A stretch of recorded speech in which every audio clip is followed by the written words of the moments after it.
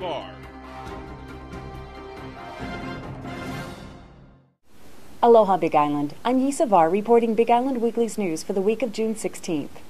One 16-year-old Puna girl will compete this month in the Surfing America USA Championship in San Diego. Chloe Child of Hawaiian Beaches attends Hawaii Academy of Arts and Sciences in Pahoa. She was invited to participate in the championship invitational and on June 16th boarded a plane to travel to the mainland for the national contest. The young woman, who has only been surfing for 2 years, will compete in the shortboard girls division for ages 16 and under. In 2008, Child entered her first surfing contest at Honolulu. She placed third. She's been getting high marks in surfing contests ever since. Recently, at the Hawaii Surfing Association States event, she placed fourth. She said that her record of earning high scores likely prompted the invitation to compete in the San Diego Championship.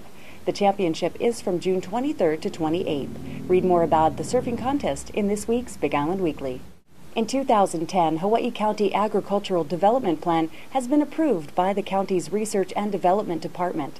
The plan is now ready for formal review by the Hawaii County Council. Drafted by the Kohala Center, the plan contains a wide range of measures intended to increase the production of agricultural products for both export and local consumption.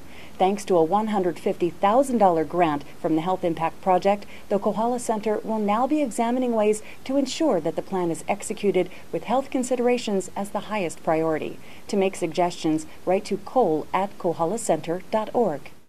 There's some sad news to report this week. The Hawaiian Medium Education Program Kula Kaiapuni o Waimea at Waimea Elementary School is scheduled to close at the end of the 2009-2010 school year. Kula Kaiapuni o Waimea has been in existence since 1996 and has offered something unique to the community, an educational curriculum equal to that of classes taught in English but delivered completely in the Hawaiian language. Having too much fun in the sun can have consequences. This week's holistic approach covers the importance of wearing sunscreen. Even those with dark skin can use sun protection from Hawaii's intense ultraviolet rays. Multiple studies show most sunscreen users put on about 1/4 of the recommended amount and don't reapply often enough. The bottom line to avoiding excessive skin exposure is protecting yourself with clothing, hats, and sunglasses, seeking shade and avoiding the sun between the hours of 10 a.m. and 3 p.m. And a natural mineral sunscreen with a reflective barrier like zinc and a non-petroleum base is the safest protection for your skin, your health, and the vibrancy of our beautiful coral reefs. For more on the importance of sunscreen, read this week's Big Island Weekly. Jill Wagner knows the importance of planting a seed, and she wants to share that knowledge with others. Wagner will give a presentation on the Hawaii Island Native Seed Bank on Monday, June 21st from 7 p.m. to 8:30 p.m. at the Lyman Museum. The presentation will include the seed bank's role in preserving and restoring Hawaiian plants and ecosystems, and how individuals can continue to support Hawaii's native plants and environments. Admission is $3, free for museum members. For additional information on the museum, call 935-5021 or visit lymanmuseum.org.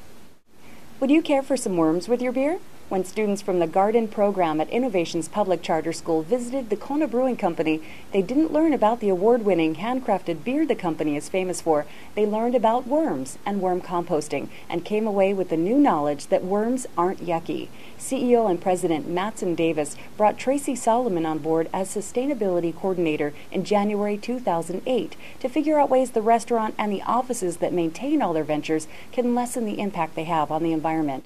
What do Kona Brewing Company customers think about the worm bins on the lanai near where they eat? According to Solomon, sometimes when she feeds the worms, people stare at her, wondering what's up with the bins. But Solomon added that most people think it sounds like an interesting step to take. And she added, kids love it. Solomon hosts school groups and gives presentations to students. For more information, read this week's Big Island Weekly.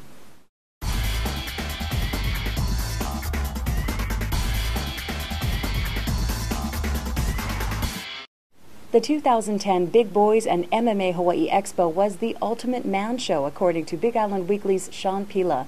On June 11th and 12th at the Neil Blaisdell Exhibition Hall in Honolulu, the two-day event featured companies and organizations who were promoting their products and services. There were also displays, live entertainment, special appearances, games, contests, and giveaways. BJPen.com and Vandal Eyewear were two Big Island vendors featured at the exhibition. For more information, read this week's Big Island Weekly. The Surfrider Foundation kicks off their first statewide summer concert series in Kona at the Mix Bistro on Friday, June 18th with Maui's new hottest band, the Throwdowns. The foundation hopes the series will become an annual event. According to Surfrider statewide director Stuart Coleman, the Throwdowns have an important purpose behind their 4-island benefit tour. They are dedicated supporters of the Surfriders, said Coleman, who added that band member Kimo is the vice president of the Maui chapter of the foundation.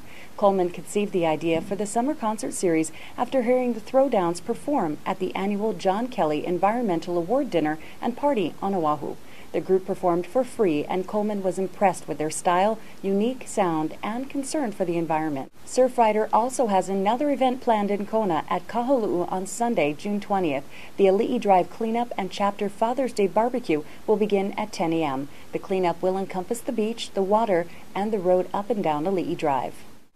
If you'd like to read a Hawaiian mystery filled with romance, revenge, recipes, and clues that lead to a real-life treasure, then Captain Cooked may be right up your alley. Right now, a Shark Teeth Club is hidden somewhere on the Big Island, and the clues to finding this treasure are hidden in the book and at questmystery.com. The hunt for the club will end about 2 years from now.